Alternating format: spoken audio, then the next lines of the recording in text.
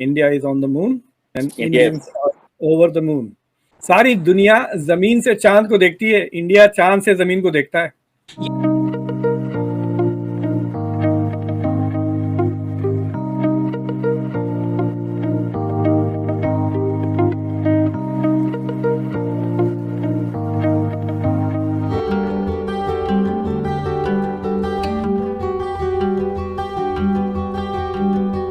और उसमें खास करा लिया जिस जगह पे इसकी लैंडिंग है, इसके जो it was not that easy, उस साइड पे साउथ पोल डार्कर साइड है, वहां रोशनी नहीं है, वहां पे आइस है वहां पे, और वहां पे पहली दफा चौथे 4 मुल्कों में तो शामिल हो चुके हैं ये। मुझे समझ नहीं आती, जब मैं इंडिया की बात करने आती हूँ कोई ना कोई अटैक करने यहाँ पर आ जाता है कि इंडिया की पे बात क्यों कर रहे हो।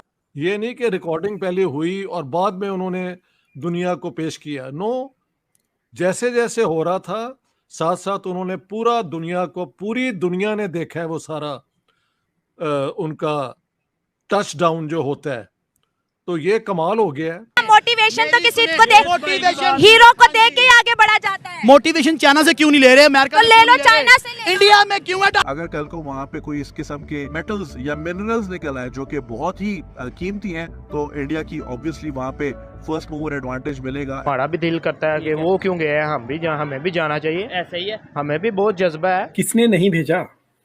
पूरे यूरोप ने एक भी नहीं भेजा।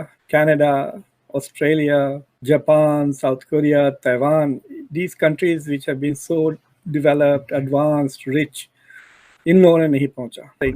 अमेरिका में $100 मिलियन के घर होते हैं, घर के पैसों से भी कम पे जो है पूरा चांद का मिशन करके जबरदस्त हो गया है, और वो मून वॉक कर रहे हैं और हम हनीमून वॉक कर रहे हैं। बहुत बड़ी अचीवमेंट है कि एक एशियन मुल्क जो 1947 में जिसका लिटरेसी रेट 4 या 5% था, शायद इससे भी कम, वो इसको 80+% तो उन्होंने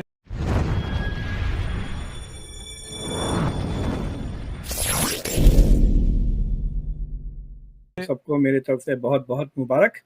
India is on the moon and Indians are over the moon.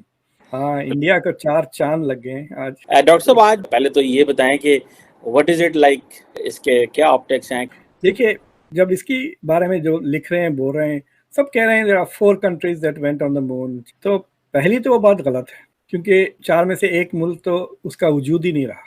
The Soviet Union does not exist। और रशिया ने अपनी काबिलियत पिछले हफ्ते बता दी कि it cannot do it। तो बेसिकली 3 मुल्क गए चांद पे, वो है अमेरिका, चाइना और इंडिया। रशिया ने अच्छी कोशिश की बट फेल्ड। दूसरी बात मैं ये कह रहा हूँ कि ये देखें कि किसने नहीं भेजा। पूरे यूरोप ने एक भी नहीं भेजा।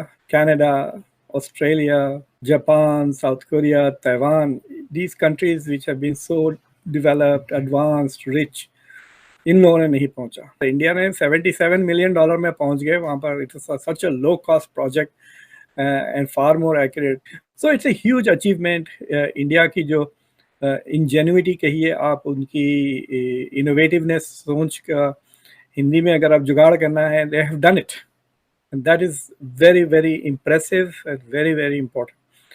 और देखिए, मार्वल करना चाहिए। तो 1962 में ISRO का प्रोजेक्ट किया था, उसी साल जिस साल चाइना से जंग हारी थी इंडिया। तो इंडिया जब इतना गरीब मुल्क था 1960s में, for a poor country to have such a rich vision is amazing ना। तो सोचिए आप, 62 में ही सोच रहे थे कि हम स्पेस में जाएंगे। 75 में इंडिया का पहला वो सैटेलाइट गया, Aryabhata. So India has been pursuing space. ये कोई ऐसा फ्रीक चीज नहीं है, मतलब ये खुद चंद्रयान 3 है। So India has been doing this consistently. India ने कई सैटेलाइट्स भी लॉन्च किए हैं।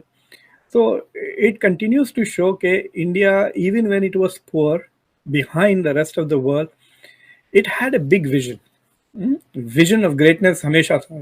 तो ये बात is something ये ना ब्राजील ने सोचा, जो इंडिया के लेवल के मुल्कों को देख लें आप, उन्होंने नहीं किया, जापान ने नहीं किया। अब कहते हैं कि no, we have the capabilities. Capabilities, it's like saying मैं चाहा तो 50 सेंचुरी मार लूंगा। अरे भाई, मार के तो बताओ, फिर देखेंगे। So I think it's a great day for India. India has arrived on the global sphere. अब आप ये नहीं कह सकते कि India is a developing country. India is not only a developed country, India is an advanced country है। जैसा मैं आपको कह रहा हूँ, सिर्फ 3 मुल्कों के पास ये काबिलियत है। सारी दुनिया जमीन से चांद को देखती है, इंडिया चांद से जमीन को देखता है। और देखें दुनिया में 3 मुल्क हैं which are really doing well in space, which is US, China और इंडिया, लेकिन 1 and 3 के सारे इंजीनियर्स इंडिया से हैं। सोच रहा था मैं पाकिस्तान के बारे में, जब ये देखा तो मैं बोला अगले साल जब ये टेलीस्कोप लेके ईद का चांद देखेंगे तो उनको इंडिया का झंडा नजर आएगा। जब इंडिया का नजर आ जाएगा, इंडिया का झंडा, तो कहेंगे अरे वाह ईद हो गई, चलो ईद मनाते हैं। रोजे रखें। जरा बात करना चाहेंगे इंडिया का एक बहुत बड़ा जो चंद्रयान 3 मिशन है वो कंप्लीट हो गया है। एक तो आप उस बारे में क्या कहेंगे उसके लिए कि किस तरह से आपको लगा कि ये इतना सक्सेसफुल रहा? पूरी दुनिया जो है वाह वाह कर रही है भारत की, लेकिन सर कोई भी इस्लामिक कंट्री पाकिस्तान समेत एजुकेशन में और साइंस और टेक्नोलॉजी में पीछे क्यों है? हमारे यहाँ अजीब अजीब किस्म की बातें होती हैं जो मुल्ला माफिया करती है या बाकी लोग करते हैं कि हमें दूर दूर तक लगता है साइंस से कोई वास्ता नहीं है, ऐसा क्यों है? बहुत बहुत शुक्रिया आरजू जी। मैं इस वक्त आपसे टोरंटो से बात कर रहा हूँ, कनाडा में, जहाँ मैं साउथ एशियन लिटरेरी सब फेस्टिवल जो हो रहा है पहला, उसके लिए मुझे की नोट स्पीच के लिए बुलाया गया है, तो वहाँ से आपसे बात हो रही है। तो जब मैं कल लैंड किया ना एयरपोर्ट पे, तो वहाँ ही खबर आ गई कि चंद्रयान 3 जो है वो बहुत कामयाबी से जैसे भी उन्होंने वो पूरा प्रोग्राम बनाया था उसके मुताबिक टू द लास्ट वर्ड वैसे ही हुआ है, और वो बड़ा कामयाबी से डेटा और इस किस्म की इंफॉर्मेशन सप्लाई कर रहा है to the head office down in India. देखें, ये अब दुनिया की चौथी पावर बनी है जो आउटर स्पेस के अंदर अपना एक पूरा मुकाम रखती है। और आपको याद होगा, मैं 3 महीने इंडिया में रह के आया हूँ, और मैं बार बार कह रहा था कि जिस चीज़ ने मुझे बहुत इम्प्रेस किया है वो ये है कि इंडिया में उन्होंने शुरू दिन से साइंटिफिक रैशनल एजुकेशन, उसे कहते हैं साइंटिफिक टेम्पर, यानी सोचने का तरीका साइंटिफिक जो है, उसको एजुकेशन की बुनियाद बनाई अपने आम पब्लिक स्कूलों के अंदर और कॉलेजेस के अंदर। और जाहिर है एलीट के पास तो ये चांस होता ही है कि वो मॉडर्न एजुकेशन से ही उनको ट्रेन किया जाता है। लेकिन अब उसका पूरा रिजल्ट देखें, आपके सामने है। इंडिया ने ये सारा कुछ अपने एफर्ट से किया है। और एक और बात बता दूं, ये सारा उन्होंने रिस्क लिया है कि इसको पब्लिक लाइव किया जाए। ये नहीं कि रिकॉर्डिंग पहले हुई और बाद में उन्होंने दुनिया को पेश किया। नो, जैसे जैसे हो रहा था साथ साथ उन्होंने पूरी दुनिया ने देखा है वो सारा उनका टच डाउन जो होता है। तो ये कमाल हो गया है। और उसकी बुनियाद है मॉडर्न इंडिया के फाउंडर्स की, कि हम एक पुरानी सिविलाइजेशन है जो हम पीछे रह गए। अब हम जो दुनिया का सबसे एडवांस इल्म होगा उसकी बुनियाद पे हम अपने लोगों को एजुकेट करेंगे और आगे लाएंगे। तो इंडियन साइंटिस्ट को, इंडियन इंजीनियर्स को जो इस प्रोजेक्ट में इन्वॉल्व थे, इंडियन अवाम को, यानी इंडियन नेशन को, इंडियन स्टेट को और इंडिया की मौजूदा हुकूमत को आपके साथ मिलके मैं बहुत बहुत मुबारक देना चाहता हूँ। ये बहुत बड़ी अचीवमेंट है कि एक एशियन मुल्क जो 1947 में जिसका लिटरेसी रेट 4 या 5% था, शायद इससे भी कम, वो इसको 80+% तो उन्होंने वो कर दी है लिटरेसी। मैंने आपको बताया था कि लड़कियां जो है ना 12 जमात तक फ्री एजुकेशन और उनको खाना मिलता है while they are in school. बच्चों को स्कूल में जो जाते हैं, तकरीबन हर बच्चा अब जाता है, उसको भी फ्री खाना मिलता है हिंदुस्तान में। तो हिंदुस्तान ने तरक्की नहीं थी करनी तो किसने करनी थी? ये अब आपका सवाल जो है उसका मेरे पास एक ही जवाब है कि बाकी दुनिया ने मॉडर्न वर्ल्ड जिस तरह भी बना उसको कबूल कर लिया और उसका हिस्सा बनने की कोशिश की है।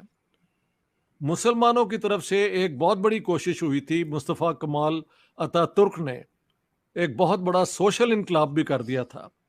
आप कभी टर्की जाएं तो आपको फख्र होगा कि वहाँ पे औरतें और मर्द जितने इक्वली आप देखेंगे हर काम में वो इन्वॉल्व होते हैं।